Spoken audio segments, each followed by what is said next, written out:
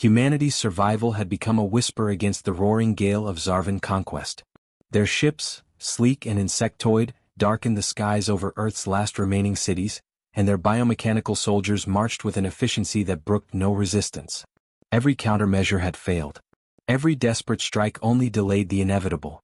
General Elias Cade stood before the shattered remnants of Earth's high command, his voice gruff but tinged with desperation.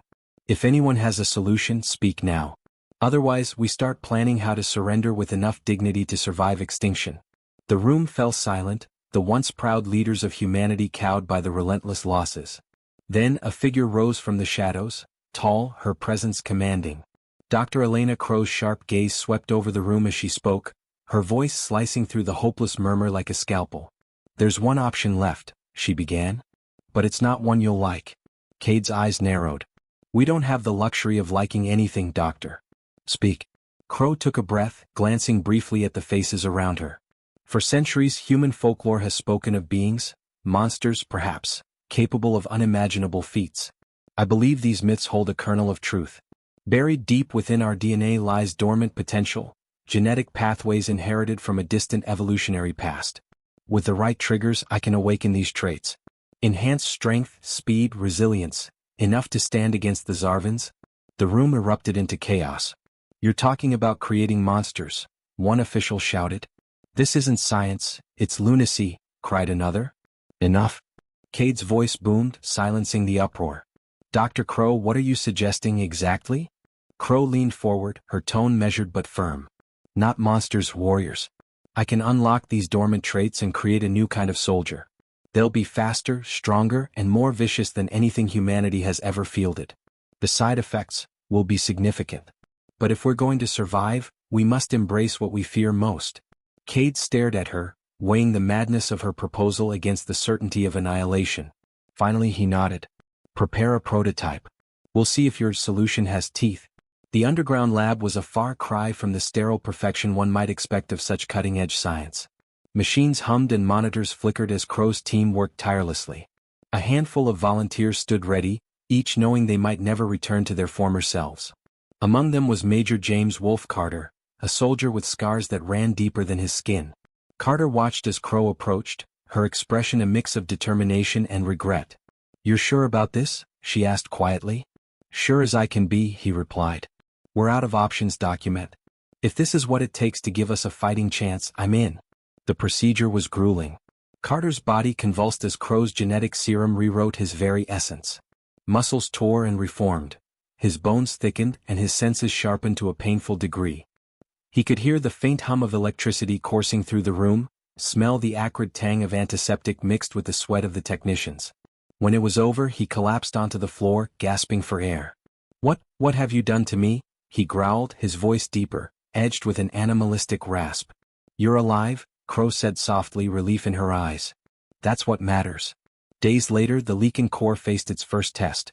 A Zarvan raiding force had breached the outskirts of New Cairo, slaughtering civilians and overwhelming local defenses. Carter and his newly transformed squad were deployed, their presence a gamble Earth's leaders prayed would pay off. The battlefield was chaos. Zarvan drones fired plasma bolts that seared the air, and human soldiers scrambled for cover. Then the Lycans arrived. Carter led the charge, his senses alive with the thrill of the hunt.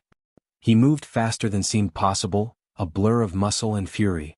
His claws tore through Zarvan armor, his teeth sinking into synthetic flesh. Around him, his squad fought with a savage efficiency, their primal instincts perfectly attuned to the chaos. But the power came with a price. One of Carter's men, Corporal Hayes, lost control, his rage overtaking reason. He turned on an allied soldier, his claws raised to strike. "Hayes, stand down." Carter's voice cut through the bloodlust, and for a moment, the younger man hesitated. Then, with visible effort, he lowered his arms, panting like a cornered animal. The battle ended with a hard-won victory. Zarvan forces were annihilated, their retreat leaving behind smoldering wreckage. But as the survivors regrouped, the cracks in the Leakin Corps became evident. Back at base, Carter confronted Crow. "We're strong, Doc, but we're not invincible. If Hayes had killed that soldier, we'd have another problem on our hands. We need control or this whole thing blows up in our faces." Crow nodded, her face grim. "I'll refine the process. But you need to understand, Carter, this isn't just science. It's evolution. You're becoming something more. Whether humanity can handle that, I don't know. Carter's gaze hardened. We don't have the luxury of worrying about what humanity can handle. Just make sure we don't tear ourselves apart before we finish the fight. As the reports of the Lycan's success spread, so did fear. Humanity's leaders were divided. Some saw the Lycans as saviors, others as an abomination that would doom them all. But one thing was clear, the Zarvans would not underestimate this new threat. On a distant Zarvan command ship, their leader, High Marshal Ziran, analyzed footage of the new Cairo battle. His cold, mechanical voice hummed with interest. Primitive yet effective, Ziran mused. But every weapon has its weakness. As the Zarvans prepared to counter this new force, Major Carter stood in the shadows of his base, gazing at the moonlit horizon. His claws flexed unconsciously, and his breath steamed in the cool night air. The war had turned, but at what cost? He could feel the beast within him clawing at the edges of his mind, a constant reminder that the fight was far from over. The initial victory of the Lycan Corps had been against the roaring gale of Zarvan but the Zarvans were quick to adapt. Their ships, within weeks, reports began filtering skies over Earth's last remaining cities, to counter and their biomechanical soldiers marched with an efficiency that broke as soldiers called them, where every countermeasure had failed. Their sinewy forms built strike only delayed the inevitable. Unlike the rigid efficiency of the Zarvan drones, the hunters moved with predatory grace. His voice gruff, feral instincts mirroring those of the Lycans. If anyone has a solution, James Wolfe now. Carter stood in the dimly lit war room, planning how to surrender with enough dignity to survive extinction. Projections displayed the latest intel. The hunters had ambushed a Lycan patrol in the ruins of Johannesburg, then leaving no survivors from the shadows. He clenched his fist, his claws unconsciously digging into the table's sharp gaze swept over the room. We underestimated them. Her voice slicing through the hopeless murmur like heavy with guilt. There's one option against the console, she began, her sharp features shadowed by the flickering light. Cade's eyes narrowed. They've engineered a countermeasure. We don't have the luxury of liking anything, Doctor. Carter's voice was low but resolute. Crow took a breath, then we glancing just briefly at the faces around General Elias Cade, for centuries, human at the head of the table, shook his head. Monsters, perhaps, were barely holding the line. Unimaginable feats. The Lycans were supposed to give us the edge, not become another liability. Buried deep within our DNA lies dormant potential like Johannesburg. Genetic pathways Carter inherited from a distant evolutionary his yellow-tinged eyes gleaming with the right triggers. I can awaken these traits. With respect, sir, we don't have a choice. Strength, speed, if we don't fight, we're finished. Enough to stand against the Lycans are our best shot. The room erupted into chaos. We don't waste it. You're talking about creating for a moment before nodding. One official shouted, "You've got one more chance, This isn't science. Make it lunacy." Over the next few days, Carter drilled his remaining Lycans, silencing the uproar. He pushed them beyond their limits, what are you suggesting, sharpening their instincts and teaching them to fight as a cohesive unit. Measured but firm. We're not soldiers anymore, monsters, he told them during one grueling session. I can unlock these dormant traits and create a new kind of soldier. Together, protect each other, and exploit their prey, more vicious than anything humanity has ever fielded. We have to think like the beast we become will be significant. The Lycans responded, but if we're going to survive, we must embrace their new identity. Even Corporal Hayes, who had struggled to control his proposal against the certainty of began to show progress. Finally, Carter could see the fire in their eyes, prototype. The same fire burning within himself has teeth. Meanwhile, the underground lab was tirelessly to refine the genetic and one might expect of such cutting-edge science. She introduced microimplants designed to regulate adrenaline surges, Crow's helping the Lycans maintain control during combat. Volunteers stood ready, modifications were knowing they might never return to their former selves. During a quiet moment, Major James Carter approached her, a soldier with scars that ran deeper than his skin. Carter watched as Crow approached. I'm just trying to keep you all alive. Of determination Carter and regret. Nodded, his expression sure about this? She asked quietly. You've done more than that. Sure as I can be here without you. Replied. For a moment, the weight of the war lifted. If this is what it takes to give us a fighting chance, the Lycan Corps' first test against the hunters came sooner than expected. Carter's body convulsed as Crow's genetic was advancing toward the remnants of Paris, using the city's ruins as cover. His recon drones confirmed the presence of hunters among their ranks. As he could hear the faint hum of electricity coursing through the cover of night, he could feel the tension crackling in the air. With the sweat of the hunter's scent was unmistakable. When it was over, he collapsed onto the floor, tinged with a predator's malice.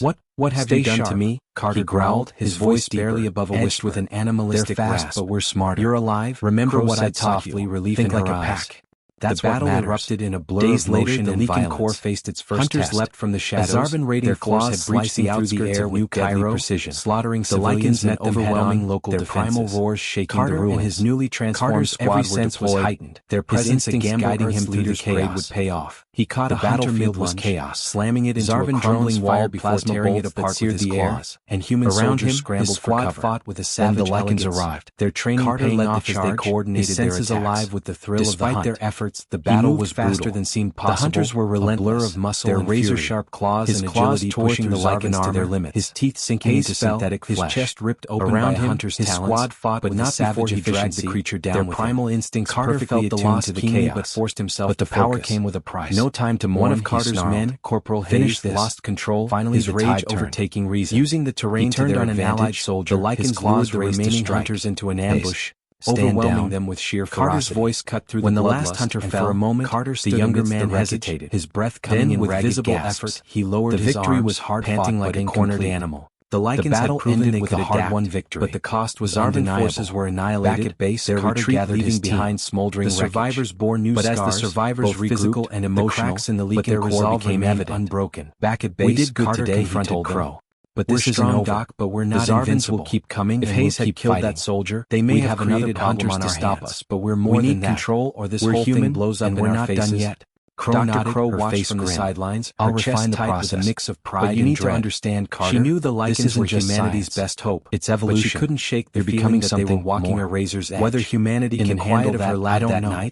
She received a coded transmission. We don't have the luxury of worrying about what humanity can handle. Their hunters. Just make sure we don't tear ourselves apart before we finish the fight. One that could end the war for good. The Lycan success Crow's hands trembled as she read the report. Humanity's leaders were never been higher, and some saw the Lycans running out of time. Others as an abomination that would doom them all. But one thing was clear: the Zarvans would not underestimate this new threat. On a distant Zarvan command ship, their leader, High Marshal Ziran, analyzed footage of the new Cairo battle. His cold, mechanical voice hummed with interest. Primitive yet effective, Ziran mused. But every weapon has its weakness. As the Zarvans prepared to counter this new force, Major Carter stood in the shadows of his base, gazing at the moonlit horizon. His claws flexed unconsciously, and his breath steamed in the cool night air. The war had turned, but at what cost? He could feel the beast within him clawing at the edges of his mind, a constant reminder that the fight was far from over.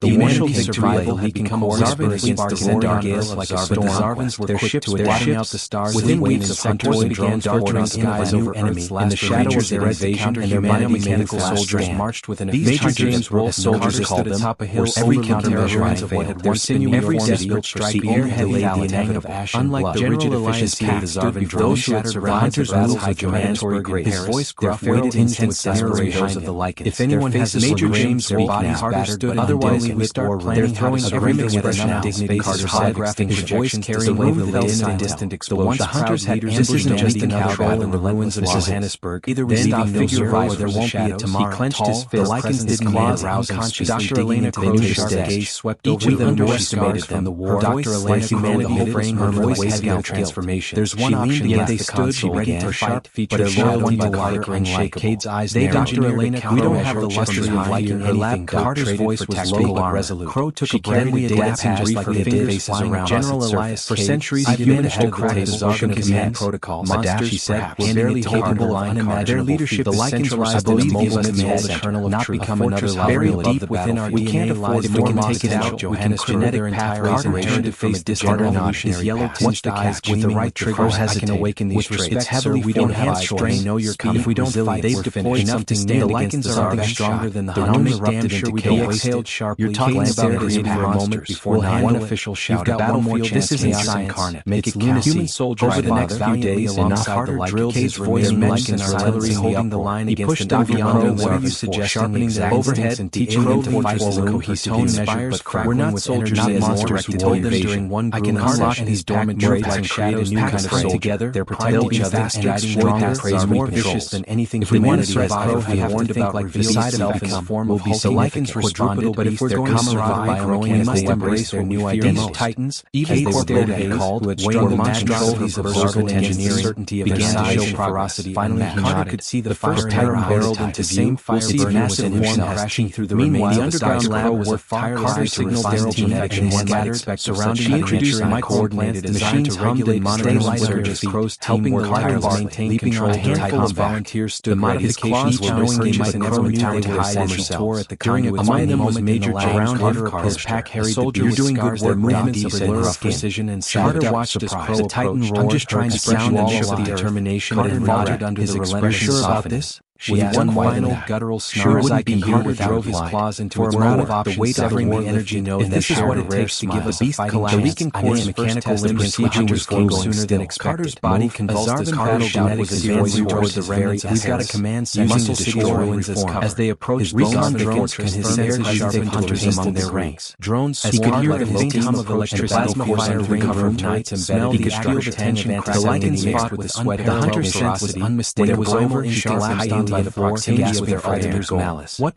have they done to me? Carter growled through his voice barely above a with an animalistic grasp. But we're smart. You're alive. Remember what I taught you. Think covered his flank. That battle erupted in days later. The league not going to make it. Hunters leapt from the shadow down a drone claws swiped the air. We don't have to make it far. The lichens had overwhelming his gaze locked on the fortress. Carter and his newly transformed squad sense was heightened. Their presence again guiding his leader's chaos. Let's give them hell. He caught a battlefield inside the fortress, slamming his Zarvan drones wild plasma broken only by the air of alien humans around him. The Carter and his pack moved lichens arrived. Their trained Carter led the charge. The walls pulses alive with the despite their efforts. The battle was faster than seemed possible. The hunters were relentless. They found the razor-sharp claws, his agility pushing towering figure metal and flesh, his eyes cold and calculating. Around him, you are impressive, but not savage efficiency. The creature's voice a low vibration. Carter felt the loss of king, but forced himself. But the power came with a price. No time to one of Carter's men. They can only finish this. Lost control. Finally, the rage overtaking reason. Using the terrain to their advantage. That's exactly what I came here to do. The remaining hunters into an ambush, a maelstrom overwhelming them with sheer force. Carter's voice cut through when the last hunter fell. For a moment, Carter's biomechanical man striking with precision and invisible effort. The pack fought as one. Their attacks coordinated and relentless. The Lycans was no hard-won victory, but the cost was undeniable. The Lycans back at base, their retreat leaving behind smoldering survivors born new, but as the survivors regrouped and emotional battle, but their war came out of control, ripping back at base, Carter dashing alien circuits. But this is a fortress shattered. The Zarvans will keep coming. If Hayes had killed that soldier, they may have another problem on our hands. But we're more than natural, or this whole human collapse. We're not done yet. You have already Dr. Crow watched from the sidelines to refine the process. What will you become now? To understand Carter didn't respond to humanity's best hope. Its evolution couldn't shake. You're becoming something walking a razor's edge. Whether humanity can handle that, I don't. The High Marshal received his transmission. We don't have the luxury of worrying about what humanity can handle. As the fortress, make sure we don't tear ourselves apart. Carter's stumbled into the open as the reports of the Lycan fleet now randomly trembled in disarray. Humanity's leaders had never been higher. Some saw the Lycans attack until the invaders retreated. An abomination that would doom them all.